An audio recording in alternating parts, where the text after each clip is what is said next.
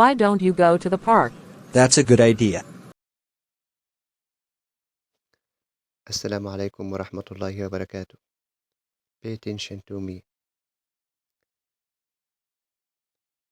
أنا إذا وجدت كلمة why don't you في أول السؤال بتاع المحادثة فلازم أبقى فاهم إن دوت suggestion،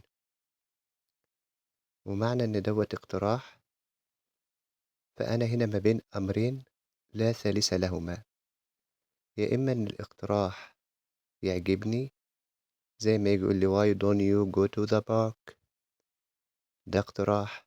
الاقتراح ده عجبني أقول that's a good idea. هنا أنا أبقى مبسوط بالاقتراح دوت زي الراجل اللي في الصورة قدامنا ده.